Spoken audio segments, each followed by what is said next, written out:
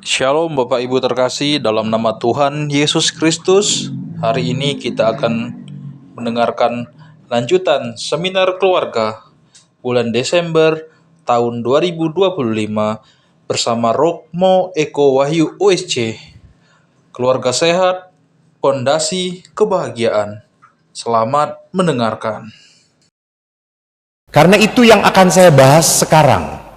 Bagaimana perkawinan menjadi anugerah kalau saya mau membawakan kebaikan dalam keluarga saya. Kebaikan, bukan kebahagiaan.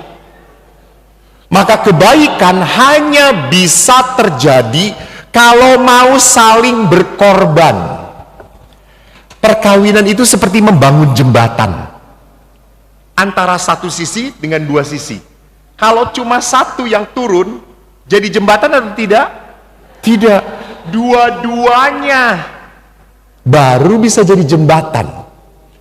Suami istri, tidak suaminya saja atau istrinya saja. Tidak, suami istri membangun jembatan, bukan membangun tembok. Luka, kesakitan, kepahitan itu bisa membangun tembok. Tembok itu membuat kita terpisah. Kalau jembatan itu membuat kita bersatu, terhubung. Besok saya akan berbicara tentang pengampunan. Karena itu kata yang diulang-ulang oleh Yesus. Saya nanti membahas pengampunan karena saya akan menutup dengan adorasi. Paling sulit mana? Mengampuni orang yang saya kasihi, dia menyakiti saya, atau mengampuni orang yang cuma sesekali ketemu dan menyakiti saya? Orang yang paling saya kasihi, menyakiti saya, sulit saya ampuni. Kalau Anda cuma sakit hati dengan Romo Mariono, nah itu pindahlah paling-paling. Betul, novena saja sebentar lagi dipindahkan oleh Tuhan, entah ke paroki lain atau ke alam yang lain.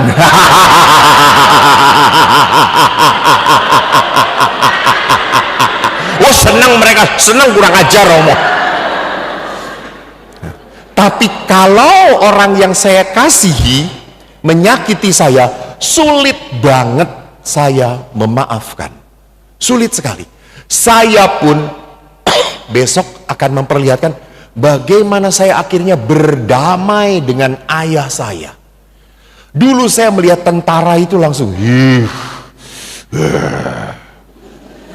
sekarang saya hormati karena ayah tentara rupanya dia mendidik keras seperti kepada saya, akhirnya saya jadi bisa seperti ini. Kalau ayah tidak keras pada saya, tidak mungkin saya jadi Romo. Tidak. Karena saya dididik keras oleh ayah, maka saya jadi Romo. Tapi saya harus bereskan luka saya.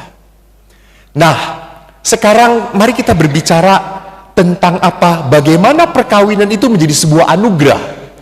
Bapak Paus Fransiskus mengingatkan, tidak ada keluarga yang jatuh dari surga sempurna. Tidak.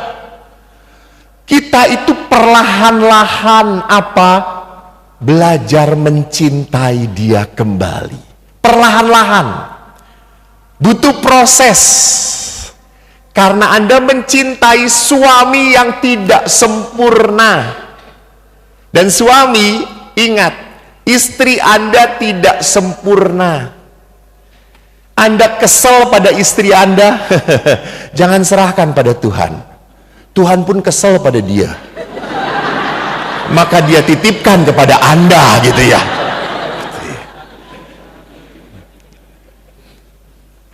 Jadi sekali lagi, sampai kapan Romo saya harus belajar memaklumi pasangan saya? Sampai mati. Sampai mati. Karena dia tidak sempurna. Bukan hanya suami Anda yang tidak sempurna. Nah, semua suami tidak sempurna. Bahkan Romo yang tidak menikah pun tidak sempurna.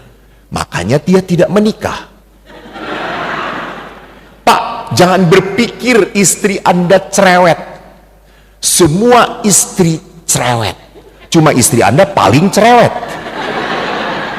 Ya Bu, syukur masih sadar sekarang gitu. Maka lihat, bagus sekali.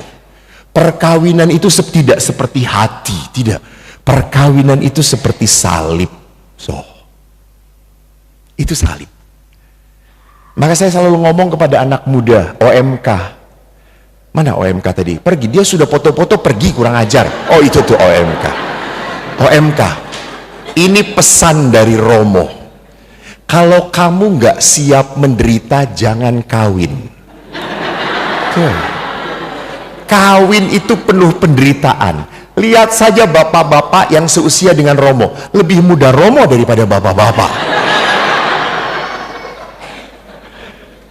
Karena menikah itu banyak tekanan, banyak kesulitan. Betul. Jangan memaksa menikah kalau kamu belum siap. Lebih baik, ini OMK saya ajarin 3. Juga kepada ini pasti prajurit-prajurit. 1. Koleksi. 2. Seleksi. 3. Resepsi. Oke. Koleksi dulu. Koleksi itu apa? Bukan pacarnya banyak. Senin si Nina, Selasa si Junaidi, Rebo si Kampret, Kamis, bukan. Koleksi itu apa? Berteman dulu, berteman. Karena berteman itu pasti kalau berteman sikapnya jujur, ya atau tidak? Asli kalau berteman. Kalau udah pacaran, palsu. Pura-pura dia siap. Antar ke sana, siap. Tapi setelah menikah, antar ke sana. Ada Grab, ada Gojek. Jadi pacaran dulu. Kamu baru setelah pacaran bisa seleksi. Oh, ini pantas untuk saya. Sekali lagi, jangan pernah cari pacar yang Romo. Saya mau cari pacar yang ganteng, mapan, takut pada Tuhan, gak pernah macem-macem. Kamu hanya akan dapatkan itu di surga, nak. Tidak, jangan ketawa, tenang aja, Pak. Tidak ada, kamu tidak bisa mencari pacar yang wah bagus-bagus, ndak akan pernah. Maka banyaklah bergaul. Saya ngomong kepada OMK, ada OMK ngomong, Romo tolong dong, saya sudah 30 tahun perempuan, 30 tahun gak pernah punya pacar, Romo. Terus saya mau, kamu ikutan aktif di OMK enggak? Kamu ikut enggak choice enggak? Terus kamu ngapain? Saya di kamar. Oh ya sudah, saya doakan semoga kamu dapat pacarnya, cecek, kata saya itu. Ya kalau nggak bergaul, bagaimana mungkin Tuhan memberikan apa? Berkat. Kalau kita minta mujizat, jangan buat Tuhan sulit. Kalau mau buat mujizat, minta mujizat, buka supaya saya dapat mujizat. Ada seorang bapak sambil merokok. Romo, doakan saya supaya jantung saya bersih. Saya minta pada Tuhan, pasti Tuhannya juga bunuh diri, kata dia. Kalau Anda minta sehat, ya hiduplah dengan baik, teratur. Tuhan akan memberi berkat. Sama, Anda minta jodoh yang seiman, ya aktiflah di gereja, ya bergaullah, baru Tuhan bisa memberikan pasangan hidupmu. Jadi teman-teman, lihat, Bapak Ibu yang terkasih, perkawinan itu adalah apa? Salib. Saya pernah cerita saya kalau memberi retret anak SD, macam-macam agamanya. Ada Protestan, ada Katolik, ada Hindu, ada Buddha. Saya selalu tanya, nah siapa yang Muslim?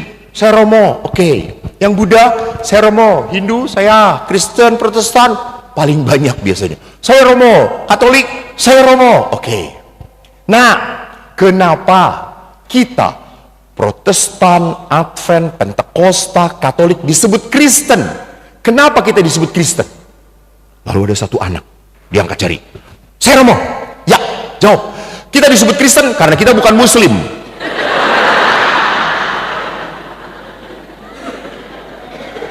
Sampai teman-temannya tuh, kamu jawabannya, emangnya saya salah Romo? Enggak salah, cuma nggak pakai otak jawabnya, kata saya itu. Lalu tiba-tiba ada satu anak, saya saja Romo. Ya, terima kasih Romo. Haleluya. Romo, kita disebut Kristen karena kita mengikuti Kristus, maka kita disebut Kristen. Haleluya. Amin. Terima kasih Romo.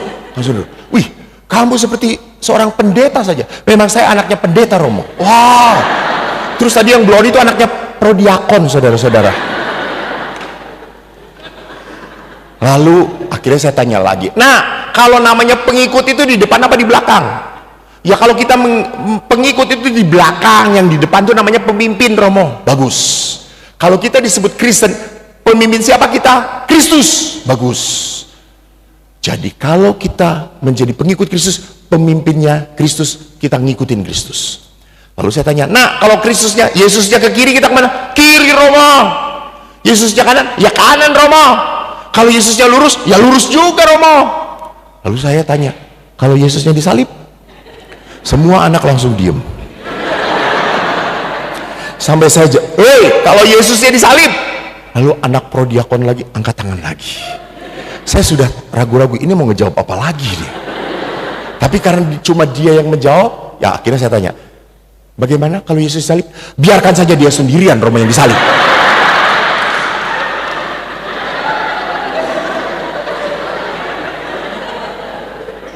Itu toh, seringkali kita lucu, seringkali kita seperti anak itu.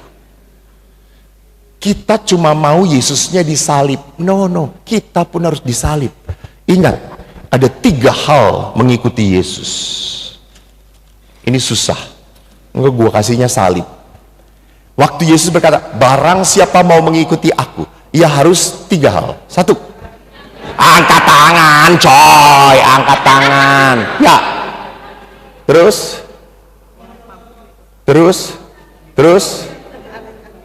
di sini kamu dapat salib. Betul. Menyangkal diri, memikul salib dan mengikuti aku. Terima kasih. Iya betul. Menyangkal diri, memikul salib, mengikut aku. Ini tidak ada Yesus, barang siapa mengikuti aku, warungmu akan laku, usahamu akan maju, kau akan diberkati Tuhan. Enggak. Yesus berkata, kau mengikuti aku, ikut salib, pikul salib. Jadi kalau dalam perkawinan ada penderitaan, ada kesakitan, ada kesedihan, bagus.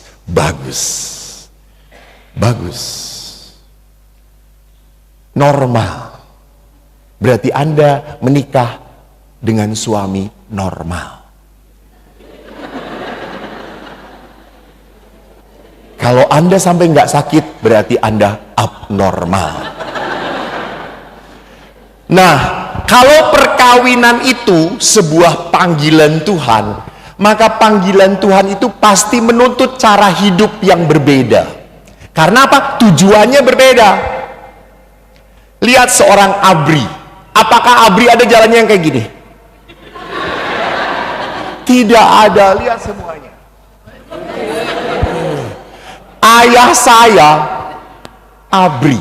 Ayah saya itu kalau jalan selalu, saya pernah nyupir ke Jogja dengan ayah. Ayah duduk di depan, lalu ayah itu duduknya begini, tegak.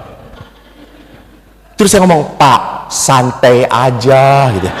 Terus ya kayak gini santainya gitu. Tidak pernah ayah itu ABRI senderan gitu, enggak pernah. Karena terbentuk sama kami para imam pun punya the way of life, cara hidup. Betul. Pastor yang muda, apakah masih tertarik melihat wanita cantik?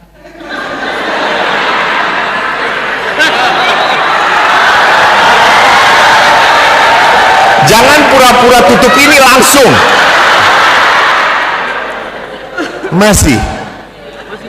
Masih normal ya, betul. Tapi apakah waktu dilihat cantik itu diliatin terus atau tidak? Tidak, betul. tertarik ya, tapi saya langsung, oh tidak boleh, itu bukan milikku. Karena pada saat saya memikirkan terus, maka saya akan jatuh.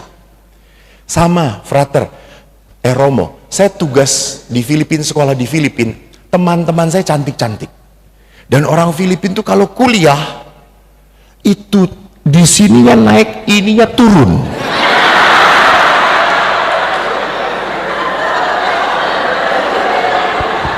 Maka saya tidak pernah ngantuk saat kuliah, enggak pernah saya itu.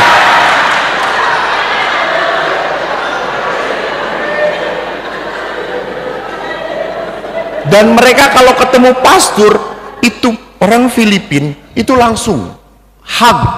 Halo Father, how are you? Cipika-cipiki. Dan mereka kalau sudah memeluk pastor, padat, erat.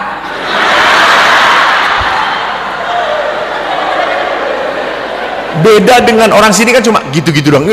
Halo Father, how are you? I miss you Father. Itu orang Filipina. Saya itu kan orang Jawa, risih. Tapi lama-lama ketagihan.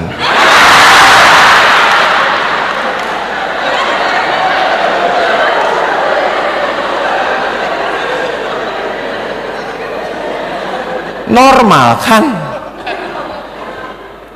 Saya semangat kalau kuliah gitu ya. Nggak ada kuliah jadi sedih. Nggak ada kuliah besok. Kita protes sama dosennya. Lalu saya berpikir, lama-lama Eko bisa jatuh. Eko bisa jatuh.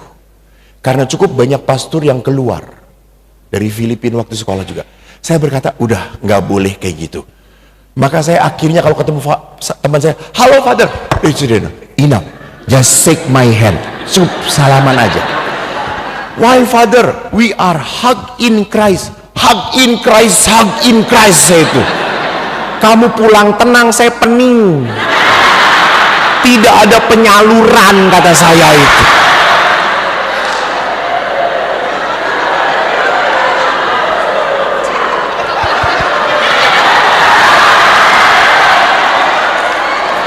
Romo Mariono baru membayangkan aja deh.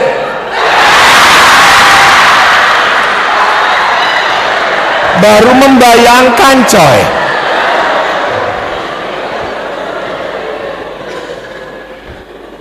Saya jaga, saya tahu, saya bisa jatuh. Maka cukup enough. Itu adalah apa? Adalah batasan cara hidup. Saya kalau udah konsultasi juga ada ibu-ibu mau pastor saya ini butuh dipeluk. No. Enggak, tidak. Karena kalau sudah di retret kan ngikutin. Saya pernah ngasih retret anak-anak kelas 5 SD ya. Saya tuh beres-beres, anak-anak saya suruh sudah snack. Tiba-tiba saya beres-beres, ada seorang anak perempuan loncat ke punggung saya. Pastor, aku ingin merasakan digendong ya. Karena papaku udah meninggal waktu aku lahir. Boleh ya? Ya boleh. Asal jangan mama kamu.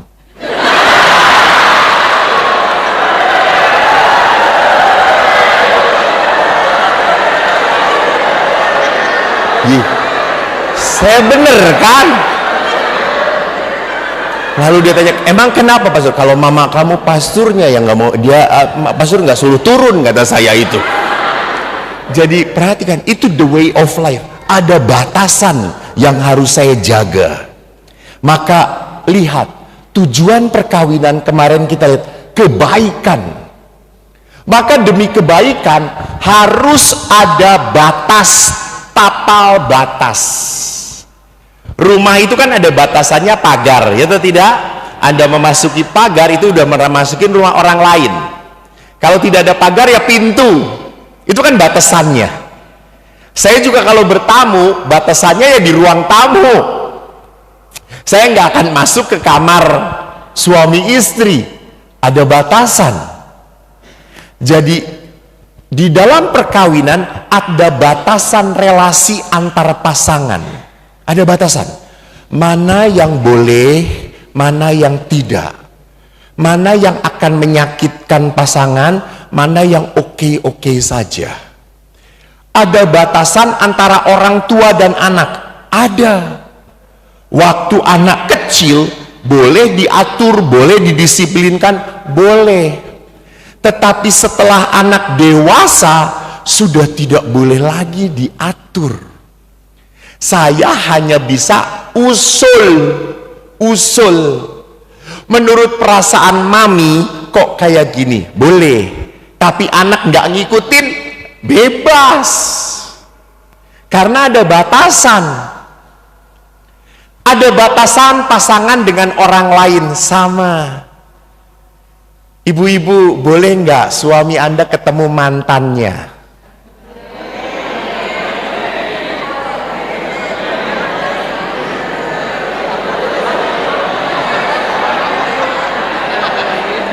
Boleh, Bu? Nggak boleh. Ya. Lihat, sudah 38 tahun pun nggak boleh. Emang masih laku kayak gini?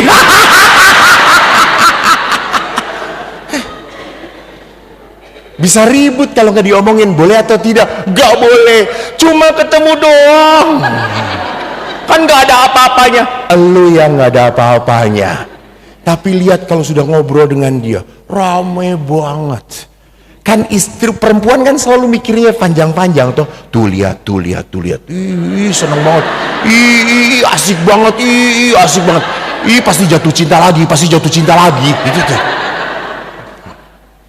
Kita tidak bisa mengatur perasaan pasangan. Mungkin bagi suami cuma ketemu doang nggak ada apa-apanya. Tapi bagi istri tidak bisa. Tidak bisa. Ini harus diomongin. Harus dikeomongan. Itu batasan. Sama. Kita pun membatasi. Ada orang yang membatasi. Kamu tidak boleh bergaul dengan teman-teman kamu yang ini ya. Kenapa? Karena teman-teman kamu yang ini tuh merusak kamu. Boleh.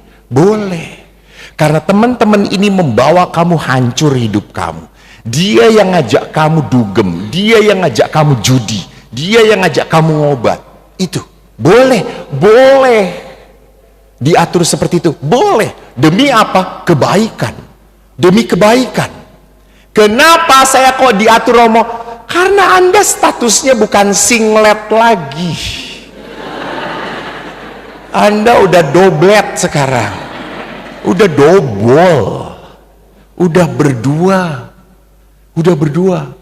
Kalau single terserah, lu mau mati di jalan juga nggak apa-apa. Tapi kamu harus. Saya akan bercerita di sini atau bukan ya? Aku lupa.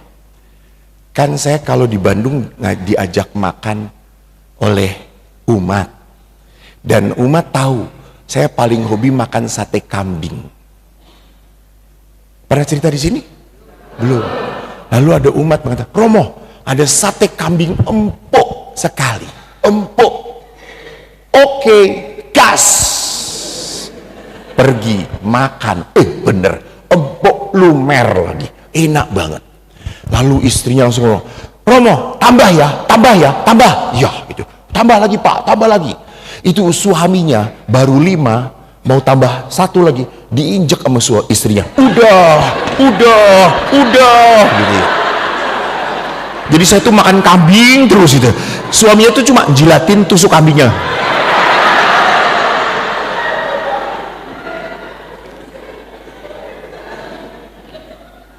Terus saya baru sadar saya habis 30 tusuk malam itu, saking enaknya.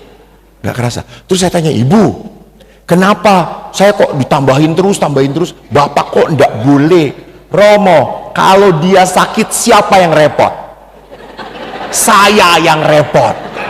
Iya. Terus selalu saya tanya, kalau saya sakit, terserah Romo itu sih.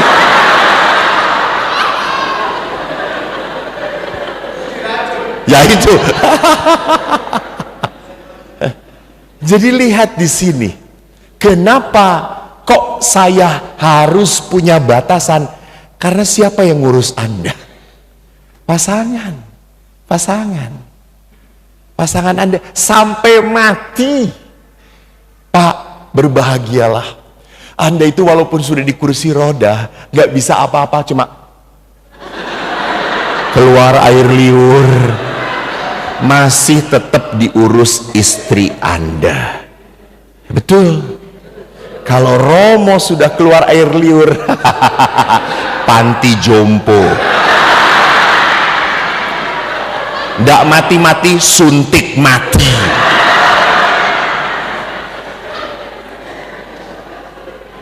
Kita ini para Romo nggak ada yang ngurus, ya nggak? Walaupun kamu ganteng. Sama saya juga gitu ya. Saya harus sadar, umat mencintai saya itu karena saya bisa khotbah. Nanti setelah saya tua, khotbah saya saudara ya Yesus hadir di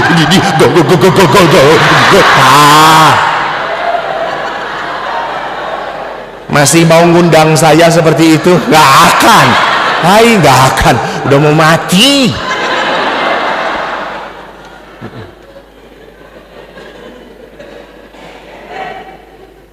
Bapak-bapak itu berbahagia, Anda tidak berguna pun masih diurus. Bodoh yang ngurusnya. Itu hebatnya perkawinan. Itu hebatnya perkawinan. Maka kenapa dibatasin? Karena apa? Karena kalau ada sesuatu dengan kamu, saya yang kena. Saya juga harus bertanggung jawab. Gitu. Maka dalam perkawinan ada batasan-batasan yang harus kita tahu. Bagaimana batasan itu diwujudkan? Ya kesepakatan, bicara. Karena sebelum menikah dan setelah menikah, hidup kita berbeda. Sebelum nikah Anda bebas, Anda tidak perlu mikirin. Anda punya uang, mau beli apa? Beli. Sekarang Anda mau punya uang, ngumpulin uang untuk beli motor baru, tiba-tiba istri Anda ngomong, "Pak, tagihan belum lunas." Ya, nggak jadi. Nggak dapet, nggak punya uang, akhirnya apa? Jual cincin kawin. Berapa yang masih ada cincin kawin ya? Atau semua sudah jadi Honda, sudah jadi Yamaha, sudah jadi motor. Lihat, berkorban, dikorbankan. Karena apa? Cara hidup sebelum menikah dan setelah menikah berbeda. Ini harus kita sadari. Maka disitulah membentuk batasan toleransi. Mana yang bisa ditoleransi, mana yang tidak bisa saya toleransi. Saya nggak terima. Kalau sudah tidak terima dan Anda masih melakukan, Anda keras kepala. Anda menyakiti pasangan Anda. Anda merusak perkawinan Anda. Ada batasan. Mana yang oke, mana yang not oke. Jadi batasan itu kalau tidak setia akan menyakiti pasangan. Kalau tidak dilakukan. Tapi kalau Anda melakukan setia, maka akan apa? Akan menumbuhkan hidup perkawinan. Maka tantangannya yang untuk membangun tapal batas apa? Setiap pasangan itu punya sejarah kehidupan. Ingat, Anda menikah mungkin baru 5-10 tahun, sedangkan dia sudah bertahun-tahun hidup dengan orang tuanya. Ya, betul kan? Kalau sejak kecil dia dididik menjadi anak emas, selalu dilayani. Setelah nikah, ya minta dilayani. Karena sudah terbiasa dididik seperti itu. Maaf, kalau di dalam kehidupan sehari-hari orang tuanya kasar, kata-katanya kasar, maaf, seluruh kebun binatang ngomong kepada anak ini, setelah menikah dia marah, ngomongnya pun ya seperti itu. Akan terbawa, punya sejarah hidup.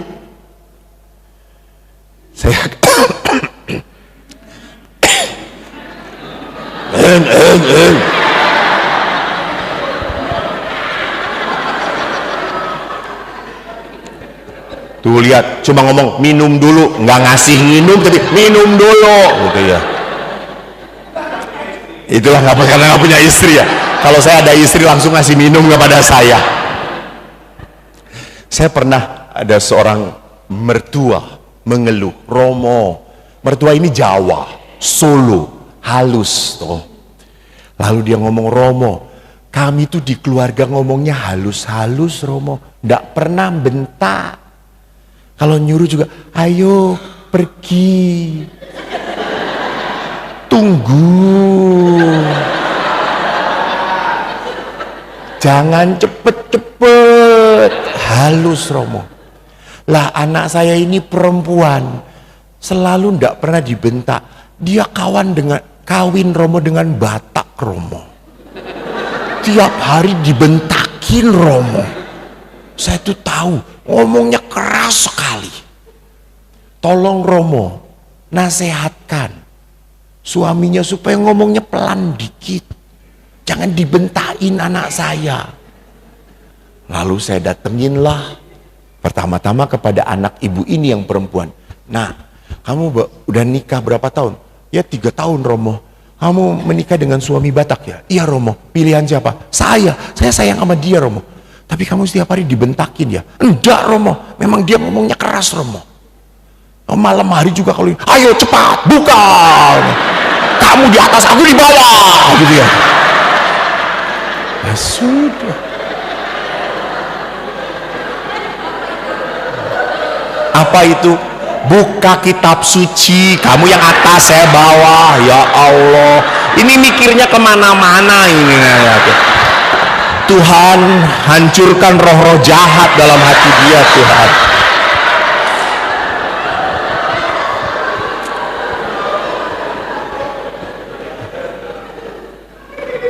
Jadi lihat, ini apa? Kebiasaan, sejarah hidup.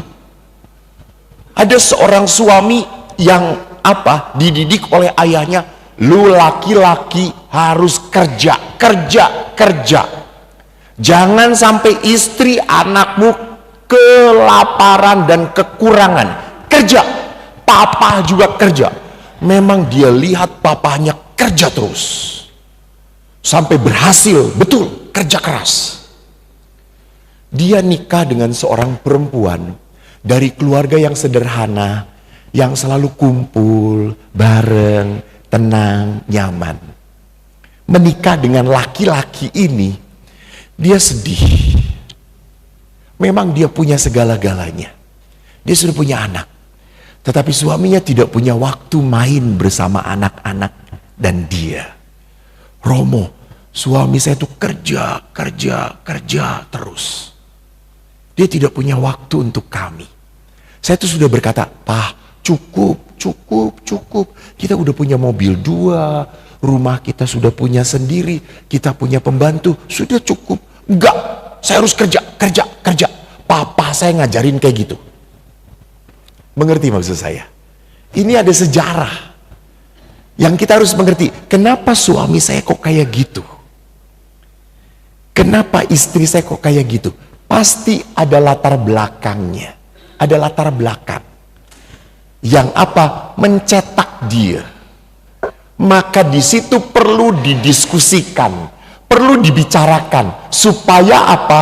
Saling mengerti dan tanggung jawab masing-masing.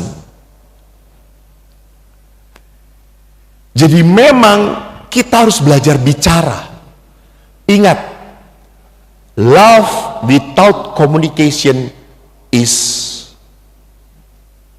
fake. Cinta tanpa komunikasi adalah kebohongan. Orang mencinta itu pasti bicara, pasti ngomong. Lihat pada saat pacaran, banyak omong toh. Tapi setelah menikah, banyak diamnya. Karena ada beberapa suami juga berkata, Bapak, waktu pacaran katanya suka ngobrol. Kenapa setelah menikah tidak banyak ngobrol? Romo, bukan saya tidak banyak ngobrol, saya tidak diberi kesempatan berbicara. Istri saya bicara terus, saya mendengarkan terus. Jadi kita harus sadar bahwa ada tapal batas. Supaya apa? Supaya tidak mendua. Supaya tidak bercabang cinta itu. Maka perkawinan menuntut hidup dengan cara baru. Hidup bersama harus ditata, diatur, disepakati. Demi apa? Kesejahteraan dan kebaikan bersama. Itu. Jadi memang perkawinan itu bukan gampang, bukan. Harus ada hal-hal yang dibicarakan. Kami, Pastur Ordo Salib Suci, punya regula, aturan hidup. Jadi seorang salib suci, pastor salib suci, tidak pernah boleh hidup di pasturan sendirian. Harus ada teman. Dan maka di pasturan salib suci itu selalu minimal 3 di pasturannya. Supaya ada teman. Karena kalau 1 pasti ada gangguan. Kita punya aturan. Sama, pastor-pastor projo pun punya aturan. Otomatis kita mengerti, diajarkan. Maka dalam perkawinan, aturan harus dibuat berdua. Berdua, harus dibuat. Kalau cuma, udahlah kita kan udah dewasa, tahu sama tahu aja. Tahu sama tahu akhirnya apa? Nggak mau tahu. Hati-hati. Kalau tahu sama tahu akhirnya tanpa sadar menyakiti dia. Kan kita tahu sama tahu, kan kita sudah dewasa. Tapi sekali lagi perasaan itu tidak bisa diatur. Harus disesuaikan. Maka bagaimana kesepakatan itu? Kalau kesepakatannya terlalu ketat akhirnya jadi penjara. Misalnya, kamu kalau pergi jam segini, pulang jam segini, tidak boleh makan di luar. Kamu kalau ketemu wanita lain jangan lirik-lirik, lurus. Kamu tidak boleh pakai parfum, kamu tidak boleh menarik hati wanita. Kalau aturannya terlalu ketat maka jadi penjara.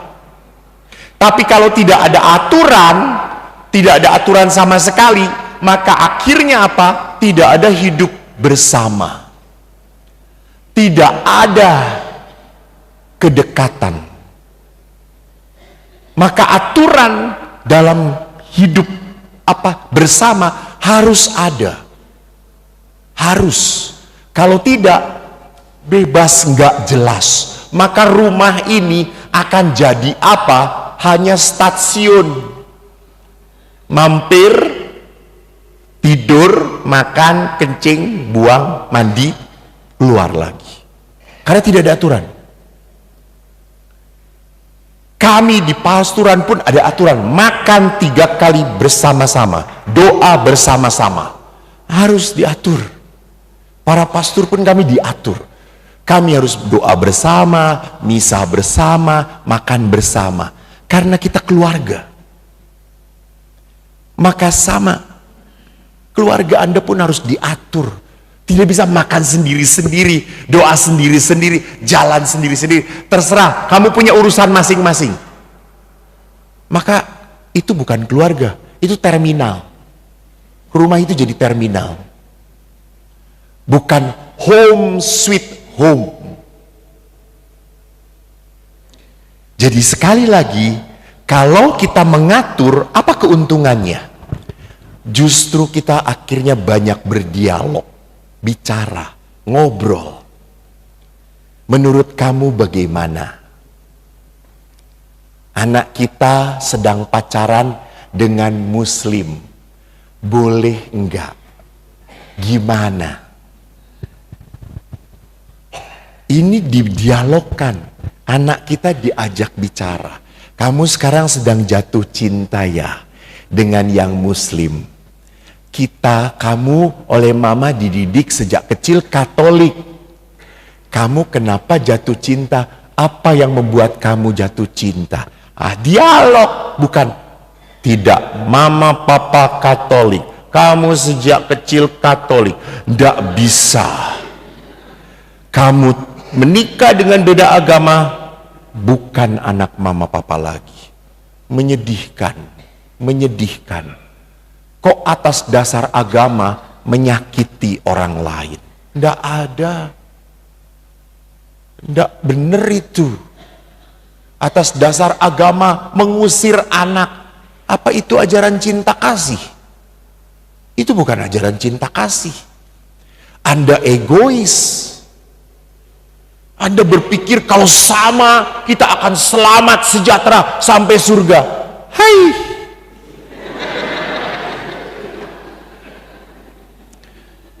Sudah menolak anak Anda saja itu sudah dosa. Udah gak benar. Terima. Adik saya nomor 4 menikah dengan Muslim. Adik saya nomor 3 menikah dengan Kristen Jawa. Adik saya nomor 2 menikah dengan Katolik. Nomor 1 nggak nikah-nikah. Jangan protes, jangan protes. Tenang aja. Saya aja yang nggak kawin, tenang-tenang aja. Waktu adik saya nomor 4 mau menikah dengan Muslim, ayah marah sekali. Dia tidak terima. Beliau mau usir adik. Saya yang menghadapin. Ayah, saya pastor. Ayah prodiakon, lektor, rajin ke gereja. Bagaimana mungkin menolak? Ini anak ayah. Dia jatuh cinta. Ya sudah, namanya jatuh cinta tidak bisa dikontrol. Kita ingatkan. Ayah boleh mengingatkan, tapi bukan menolak. Bukan menyuruh dia pergi. Tidak bisa. Kita adalah pengikut Yesus. Kita punya cinta. Akhirnya ayah bertobat, saudara-saudara, oleh anaknya. Dia ya sudah, saya terima. Sudah berjalan. Memang akhirnya perjalanannya tidak seperti yang diharapkan. Demikianlah seminar keluarga bulan Desember tahun 2025, Keluarga Sehat, Pondasi Kebahagiaan. Besok kita akan sama-sama mendengarkan bagian kedua dari seminar Romo Eko Wahyu OSC. Tuhan memberkati. Amin.